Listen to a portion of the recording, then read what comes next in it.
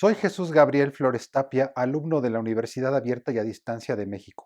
El tema de hoy, lesiones por trauma en pelvis y en extremidades inferiores. Para la materia de trauma en medicina prehospitalaria 2, cuyo docente es el doctor Ian Fabio Báez Vendrell.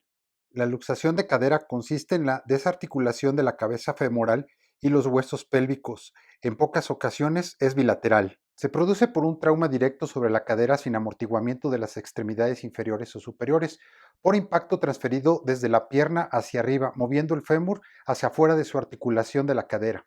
Y esto se produce en choques frontales o volcaduras, caídas de gran altura o con problemas previos de huesos, ya sea cáncer o ancianos con osteoporosis. Las luxaciones se clasifican en posteriores y anteriores. Las posteriores son cuando la cabeza femoral se desplaza en posición posterior al acetábulo con los músculos de la pierna en flexión y se produce generalmente por accidentes automovilísticos. Las anteriores, donde la cabeza femoral permanece lateral al músculo obturador externo. El cuadro clínico es dolor y edema en la región de la luxación, imposibilidad para deambular, deformidades en la luxación posterior, presenta acortamiento, aducción y rotación interna. En la luxación anterior, la extremidad se encontrará en flexión y aducción y rotación externa. Para el manejo prehospitalario se debe de realizar la evaluación ABCDE y buscar otras lesiones asociadas. Es muy importante considerar el mecanismo de lesión y los antecedentes del paciente. Tener una vía venosa permeable, no movilizar innecesariamente al paciente, fijar al paciente en una tabla rígida e inmovilizar la pelvis, llenando los espacios para evitar movimientos innecesarios. Durante el transporte, el paciente tiene que ir en reposo y está contraindicado el suministro de medicamentos para el dolor. Fractura de pelvis estable. Se presenta cuando los huesos pélvicos sufren pérdida de la continuidad, pero no hay desplazamiento de las estructuras. Generalmente es por la edad del paciente, por osteoporosis, antecedentes maternos de fracturas de cadera, consumo excesivo de alcohol y cafeína, comportamiento sedentario, disminución de peso, fracturas previas, obesidad o tabaquismo. También se puede presentar por hechos de tránsito, caídas de gran altura o riña que involucren armas pesadas. El paciente presenta dolor en la cadera, ingle y muslo. También la incapacidad para caminar y el dolor se calma con el reposo.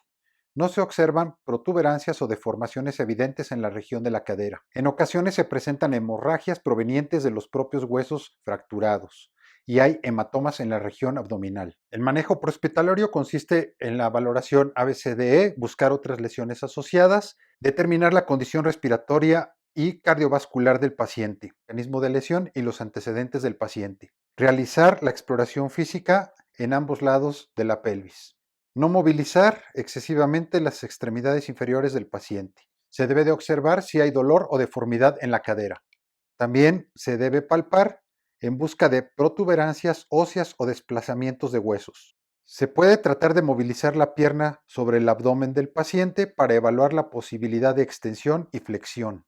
Se requiere una vía venosa permeable, fijar al paciente en la tabla rígida e inmovilizar la pelvis. Durante el transporte, el paciente tiene que estar en reposo. La reducción de dolor periférico está contraindicado. Fractura de pelvis inestable son aquellas en que las fracturas coinciden con una movilidad anormal de los huesos pélvicos, es decir, hay un desplazamiento o se mueve la pelvis.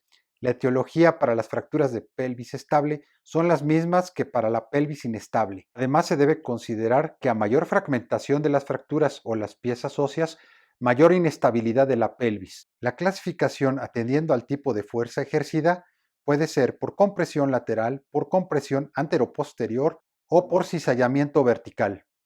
Existe otra clasificación que las divide en 4 tipos de fractura dependiendo del área afectada. El cuadro clínico implica presencia de movimientos anormales o desplazamiento óseo. Alta probabilidad de hemorragia proveniente de los grandes vasos citados en la pelvis, por lo tanto signos de shock hipovolémico hemorrágico. Dolor en la zona de la pelvis. Hematomas en la pared abdominal o pélvica. Hematuria si hay lesiones en el tracto urinario y sangrado transvaginal abundante. Puede darse el caso que la sangre se quede acumulada dentro de la cavidad corporal y no tengamos hemorragia externa. El tratamiento prehospitalario consiste en valorar el ABCDE y buscar otras lesiones asociadas. Considerar el mecanismo de lesión y los antecedentes del paciente. Evaluar la estabilidad dinámica del paciente para evitar o tratar el shock hipovolémico hemorrágico. Evaluar la estabilidad pélvica en busca de movimientos anormales o desplazamientos, así como dolor óseo. Requerimos una vía permeable, oxigenoterapia y no movilizar innecesariamente al paciente. Colocar al paciente en tabla rígida e inmovilizar la pelvis, así como las extremidades inferiores. El paciente tiene que ser transportado en reposo total. La reducción del dolor periférico está contraindicado. Traumatismo en extremidades inferiores. Trauma cerrado. Las heridas o traumas cerradas en extremidades inferiores son aquellas que no presentan contacto con los tejidos subyacentes a la piel o con el exterior. Como lo podemos ver en este ejemplo, la lesión se queda dentro y no rompe la piel. Se asocia con traumas contusos o con baja fuerza ejercida. Las heridas cerradas pueden contener daños internos a las estructuras de la piel como vasos sanguíneos, huesos, músculos, tendones, que pueden generar procesos inflamatorios que aumentan el tamaño de los tejidos, formando el llamado síndrome compartimental. El paciente va a presentar dolor en la extremidad, edema, falta de simetría de los segmentos de la extremidad, trastornos de sensibilidad local, ausencia a la palpación de pulso distal, debilidad o parálisis de los músculos comprometidos. El manejo prehospitalario inicia con el ABCDE y buscar otras lesiones, considerar el mecanismo de lesión y los antecedentes del paciente, evaluar la estabilidad hemodinámica del paciente para evitar o tratar el shock hipovolémico hemorrágico, contar con una vía venosa permeable, oxigenoterapia buscando el 95% de saturación del paciente, evitar movilizar innecesariamente la pierna afectada. También se recomienda aplicar la mnemotemia RICE, que consiste en inmovilizar la zona afectada, aplicar hielo, compresión ligera para evitar movilizaciones innecesarias y la elevación de la extremidad. Durante el transporte al hospital, el paciente debe permanecer en reposo. También está contraindicado la administración de medicamentos para reducir el dolor periférico. Trauma abierto se identifica cuando en la herida uno de sus tejidos está en contacto con el exterior. Por ejemplo, este es el caso. Se presenta por golpes contusos, por proyectil de arma de fuego, hechos de tránsito, caídas, donde las partes blandas, la piel, células, músculos, vasos, nervios y huesos, se ven interesados, produciendo como consecuencia la desvascularización y desvitalización con riesgo de necrosis en los tejidos, incluyendo el hueso, infecciones de la piel, células o hueso. El cuadro clínico se presenta la evidente ruptura de la piel y presencia del hueso o tejido, músculo, vasos sanguíneos o nervios. Dolor en la extremidad, edema, falta de simetría de los segmentos de la extremidad, trastornos de la sensibilidad local, ausencia a la palpación de pulso distal, debilidad o parálisis de los músculos comprometidos. El manejo hospitalario incluye la valoración ABCDE y buscar otras lesiones, considerar los antecedentes del paciente y mecanismos de lesión, evaluar la estabilidad hemodinámica del paciente para evitar o tratar el shock hipovolémico hemorrágico, contar con 2 vías IV y oxigenoterapia para mantener la saturación a más del 95%, evitar movilizar innecesariamente la pierna afectada, irrigar con solución salina los tejidos expuestos, cubrir con gasas estériles y continuar irrigando. No retirar ningún objeto extraño que pueda estar incrustado. Inmovilizar la zona afectada. Durante el transporte al hospital, el paciente debe permanecer en reposo. La reducción del dolor periférico está contraindicado. Luxaciones o desarticulaciones son las heridas traumáticas de las articulaciones que derivan luego en la separación total de la unión de los huesos. A las lesiones de continuidad parcial suelen llamársele subluxaciones. Un hueso dislocado es el que no se encuentra en su posición normal y también puede dañar los ligamentos y nervios que lo acompañan. Se producen de manera común cuando se aplica una fuerza contraria a la misma articulación.